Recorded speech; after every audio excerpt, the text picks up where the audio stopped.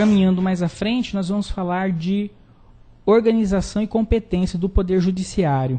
Esse tópico ele está colocado no seu material de maneira esquemática, com a hierarquia dos órgãos e com a denominação certinho da primeira instância, da segunda instância, onde é vara, onde é tribunal, a decisão dos juízes singulares são as sentenças, as decisões dos órgãos colegiados em grau de recurso são os acórdãos. Nós que somos órgãos da administração federal tem competência para decidir acerca de matéria federal, a Justiça Federal. As decisões em grau de recurso são proferidas pelos tribunais regionais federais, né? São os órgãos colegiados da Justiça Federal. As matérias envolvendo leis, não é? As matérias envolvendo leis federais, elas são decididas pelo Superior Tribunal de Justiça, não é? Já as contradições que envolvem preceitos guardados pela Constituição Federal são de competência do Supremo Tribunal Federal. Aqui eu coloquei as indicações de onde encontrar na Constituição a competência específica de cada órgão do Poder Judiciário. Agora, indo mais especificamente no conteúdo objeto do nosso curso. Processo administrativo disciplinar e sindicância. Rude, o que é processo administrativo? Ele faz referência a todo requerimento que um cidadão, que um particular quer fazer em face da administração, seja para pedir um esclarecimento, para pedir a prestação de um serviço, seja para tutelar um direito do particular em face da administração pública, tudo se dá por meio de um processo.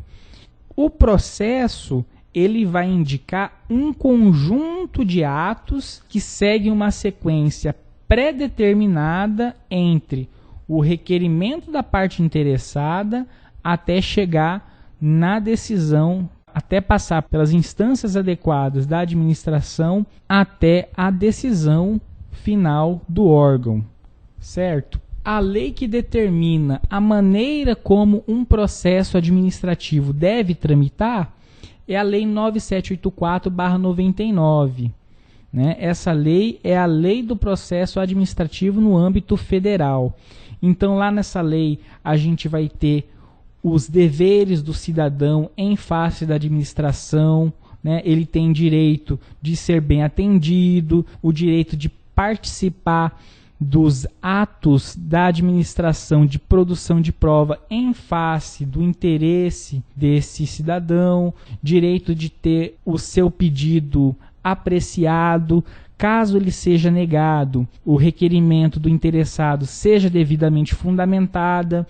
Então nós temos um conjunto de dispositivos dessa Lei 9784 que vai dizer quais são os direitos do cidadão em face da administração quando está requerendo uma prestação por parte da administração pública, quais são os deveres desse cidadão em face da administração.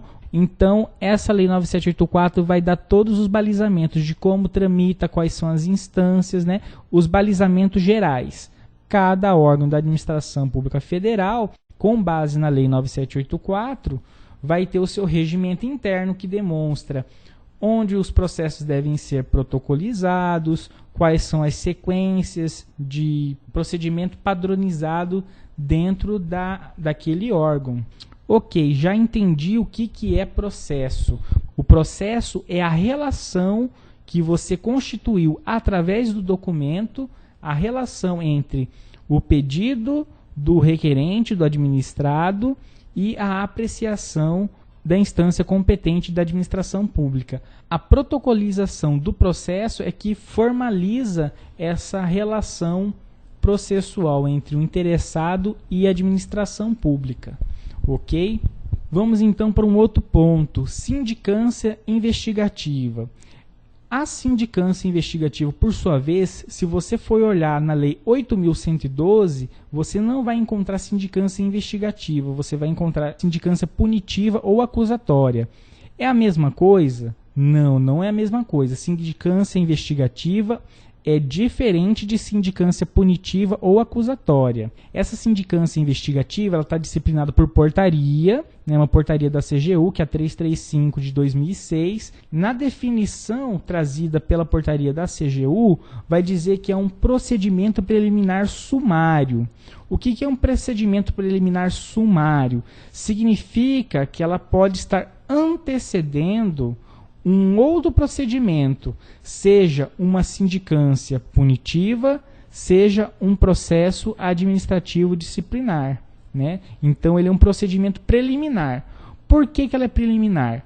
Porque ela vai investigar irregularidades funcionais. E o mais importante de tudo é que nessa sindicância investigativa você não tem acusado. Por que você não tem acusado?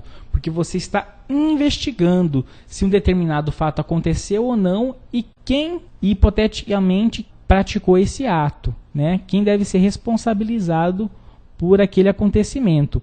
Então, na sindicância investigativa, eu muitas vezes não tenho a materialidade, ou seja, eu não sei se o determinado fato aconteceu ou não aconteceu, eu vou investigar para ver se o fato imputado realmente aconteceu, e muitas vezes eu não tenho também a autoria. Então vamos supor, um patrimônio público foi danificado, foi destruído. A autoria seria buscar quem foi a pessoa que praticou o ato, que praticou a conduta de destruir patrimônio público. A fachada de um prédio público foi pichado. Nós temos então materialidade. O muro foi pichado, mas nós não temos autoria, nós não sabemos quem foi. Então a sindicância investigativa ela tem esse objetivo: confirmar se o determinado fato aconteceu, ou seja, materialidade, e investigar quem por esse fato deva responder, autoria. Muitas vezes a responsabilidade não cai exatamente na pessoa que praticou o ato, mas na pessoa que deveria ter agido de forma a impedir que o ato acontecesse, não é? Então aí nós temos também responsabilidade nesse fato. A autoria ela não vai buscar necessariamente a pessoa que praticou o ato, mas também a pessoa que deveria ter impedido o fato de acontecer.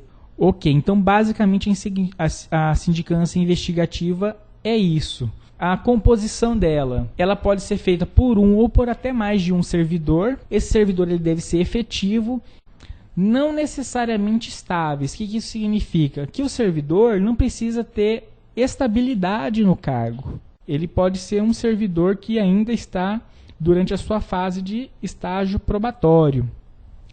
Prazo de duração. As comissões de sindicância, elas são deflagradas por meio de portaria, né? A autoridade competente indica os membros que vão compor essa comissão, né? Os fatos objeto do processo que eles vão apurar e estabelece ali o prazo de trabalho da comissão. Por lei, o prazo é de 30 dias, prorrogável por mais 30. Pode esse prazo ser novamente prorrogado e a comissão ser reconduzida? Pode. O que acontece é que a administração pública vai ter que sempre ter o cuidado de saber por que essa comissão não está sendo diligente, por que essa comissão está pedindo portarias atrás de portarias. Será que a comissão não está trabalhando? O que aconteceu? Por que essa comissão não consegue concluir os trabalhos, não é? Então isso interfere na questão da celeridade, né, do dever de celeridade que a administração tem, o chamado princípio da razoável duração do processo, que também atinge a administração pública. A administração tem o dever de celeridade, de dar aos processos administrativos eficiência, ok? Após os trabalhos de instrução probatória dessa comissão sindicante, eles vão apresentar um relatório final. Esse relatório final vai apresentar uma sugestão para a autoridade. Essa sugestão pode ser de arquivamento do processo, ou seja, não foi constatado nenhuma materialidade, aquilo que provocou a abertura do processo não se confirmou, o fato não aconteceu, ou então o fato aconteceu, mas foi impossível de identificar a sua autoria. E analisando o contexto dos fatos, não existe uma pessoa a quem atribuir responsabilidade pelo seu acontecimento. Então você arquiva. Então, do relatório final da comissão pode resultar no arquivamento desse processo ou, pelo contrário, na abertura de processo administrativo disciplinar. Isso significa que a comissão de sindicância, após seus atos de instrução probatória, expediu seu relatório final com a seguinte convicção: realmente os fatos apontados aconteceram, existe a materialidade e tudo leva a crer que, hipoteticamente, determinada pessoa ou determinadas pessoas são as responsáveis pela prática da infração, pela conduta indesejada, né? E aí a comissão solicita a abertura de um processo administrativo disciplinar, ok?